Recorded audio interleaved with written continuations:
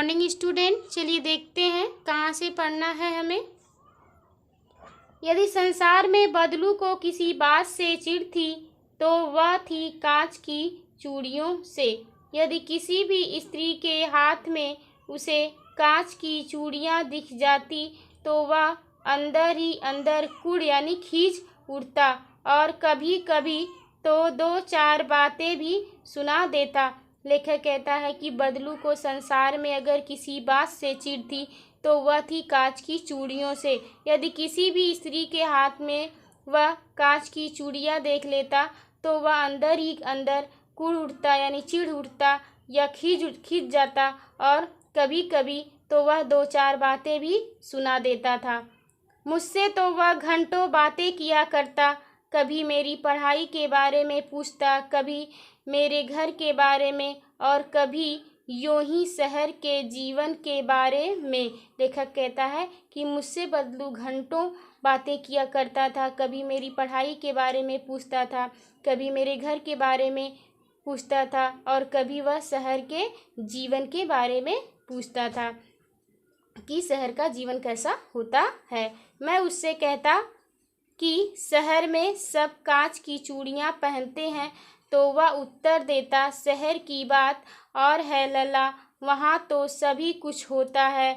वहाँ तो औरतें अपने मर्द का हाथ पकड़कर सड़कों पर घूमती भी हैं। लेखक कहता है कि जब मैं उससे कहता कि शहर में सभी लोग कांच की चूड़ियाँ पहनते हैं तो वह उत्तर देता कि शहर की तो बात और ही है लला, वहाँ तो सब कुछ होता है। वहाँ तो औरतें अपने मर्द का हाथ पकड़कर सड़कों पर घूमती हैं और फिर उनकी कलाइयाँ नाजुक यानी कोमल होती हैं।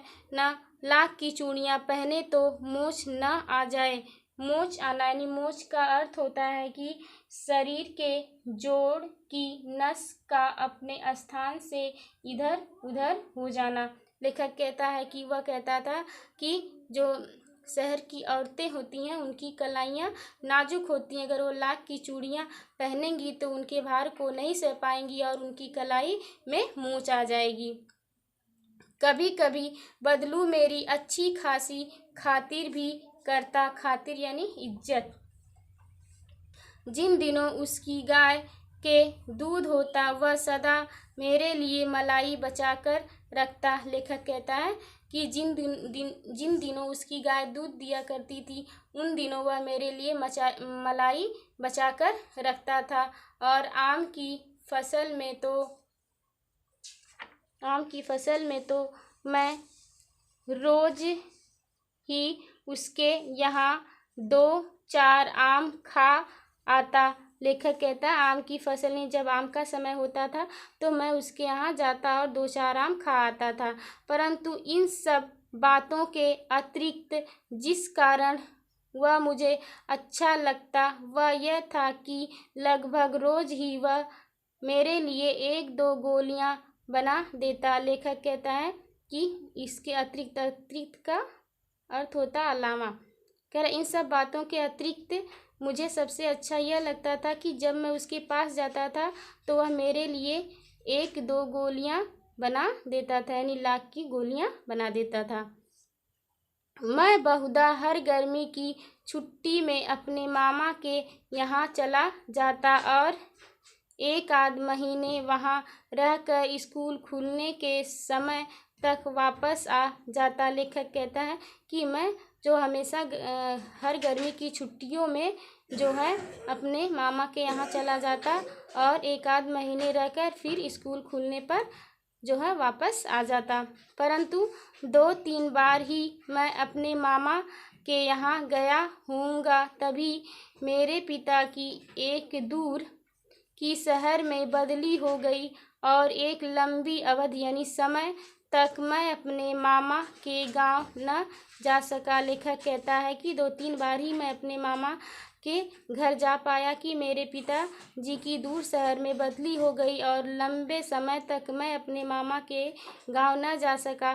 तब लगभग 8-10 वर्षों के बाद जब मैं वहां गया तो इतना बड़ा हो चुका था कि लाख की गोलियां लाख की गोलियों में मेरी रुचि यानी इच्छा नहीं रह गई थी। लेखक कहता है कि जब मैं 8-10 साल के बाद फिर अपने मामा के गांव गया तो इतना बड़ा हो गया था कि अब मुझे लाख की गोलियों में रुचि नहीं थी, यानी मुझे अब ज़्यादा पसंद नहीं थी, क्योंकि अब मैं बच्चा नहीं था, बड़ा हो गया था। अतः गांव में होते हुए भी कई दिनों तक मुझे बदलू का ध्यान न आया। इसी बीच मैंने देखा कि गांव में लगभग सभी स्त्रियां कांच की चूड़ियां पहने हैं। कह रहे हैं कि मैं गांव में कई दिनों तक रहा, लेकिन मुझे यानी अपने मामा के गांव में आए कई दिन हो गए मुझे, तभी मुझे बदलू का ध्यान नहीं आया। अचानक मैंने देखा एक दिन की गांव में सभी स्त्रियां कांच की चूड़ियां पहने हैं। बिरले ही हाथ में मैंने लाख की चूड़ियां देखी। लेखक कहता है कि बहुत कम ही लोगों के हाथ में मैंने लाख की बनी चूड़ियों को देखा। तब एक दिन सहसा अचानक मुझे बदलू का ध्यान हो आया। बात यह हुई कि बरसात में मेरे मामा की छोटी लड़की आंगन में फिसल कर गिर पड़ी और उसके हाथ की कांच की चूड़ी टूटकर उसकी कलाई में घुस गई। लेखक कहता है कि बरसात का महीना था, मेरी मामा की छोटी लड़की जो है आंगन में फिसल कर गिर गई और वह कांच की चूड़ी पहने हुई थी और उसकी कांच की चूड़ी टूटकर उसकी कलाई में घुस गई और उससे खून बहने लगा। मेरे मामा उस समय घर पर न थे, मुझे ही उसकी मरहम पट्टी करनी पड़ी। तभी सहसा अचानक मुझे बदलू का ध्यान हो आया। लेखक कहता है तभी अचानक मुझे बदलू का ध्यान आया और मैंने सोचा कि उससे मिल आऊं। लेखक कहता है तब मैंने सोचा कि चलो मैं उससे मिल आता हूँ, बहुत दिन हो गया उसे मिले। यही लेखक के कहने का आशय यह है कि जब उसने अपने मामा के घर उस लड़की को देखा, यानी अपने मामा की छोटी लड़की को देखा कि वह कांच की चूड़ियाँ पहनी थी और आंगन में फिसल कर गिरी तो उसके हाथ से खून बहने लगा, तो कांच की चूड़ियों के कारण ही उसे बदलू की याद आ गई और फिर उसने उनसे मिलने की सोची। अतः शाम को घूमते घूमते उसके घर चला गया। बदलू वहीं चबूतरे पर नीम के नीचे एक खाट पर लेटा था। धन्यवाद।